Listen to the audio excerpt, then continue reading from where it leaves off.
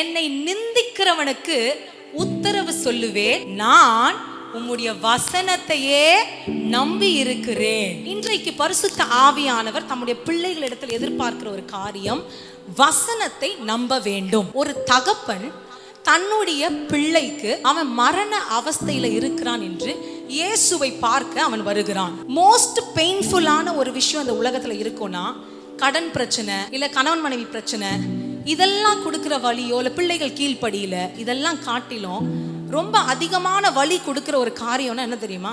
மரணம். இந்த நபரை மீண்டும் நம்மளால பார்க்கவே முடியாது. நினைச்சா கூட இமேஜினேஷன்ல சில பேர்லாம், ஐயோ நான் கனவுலையாவது ஒரு தடவை எங்க டாடியை பார்ப்பனா, எங்க அம்மாவை பார்ப்பனா, அப்படிலாம் நினைக்கிறது உண்டு. இப்போ இந்த தகப்பனுடைய இருதயம் தன்னுடைய மகனுக்காக, பிள்ளைக்காக ஏசப்பா கிட்ட வரான். அவர் அற்புதம் செய்வாரு நம்பி ஏசப்பா கிட்ட வரான். என் பிள்ளை மரண அவஸ்தையில இருக்கிறான், அவன் சாகிறதுக்கு முன்பதாக உங்களை நான் கூட்டிக்கிட்டு போனோம், நீங்க எங்க வீட்டுக்கு வந்து அவனை சுகப்படுத்துங்கன்னு ஏசப்பாவை பார்த்து கேட்கிறான். இவர் வந்தா அற்புதம்னு இயேசு கிட்ட வந்து சொன்னா, இவர் என்னன்னா நீ போலான்றாரு. சிம்பிளா முடிச்சிட்டாரு, நீ போலாம், உன் பிள்ளை பிழைத்திருக்கிறான். இயேசுவை பார்க்க வந்த ஏக்கத்துடன் துக்கத்துடன் என்ன நடக்குமோ என்று நினைத்து வந்த தகப்பனிடத்துல இயேசு என்ன வார்த்தை சொன்னாரு?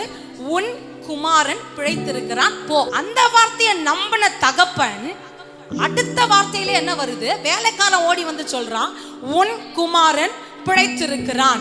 கர்த்தருடைய வார்த்தையை நம்புகிற பிள்ளைகளாக நீங்கள் இருப்பீர்களானால், அவர் வாக்கு பண்ணின ஒவ்வொரு காரியமும் ஒரு எழுத்து தவறாமல் கர்த்தர் அதை நிறைவேற்றி முடிப்பேன் என்று சொல்லுகிறார்.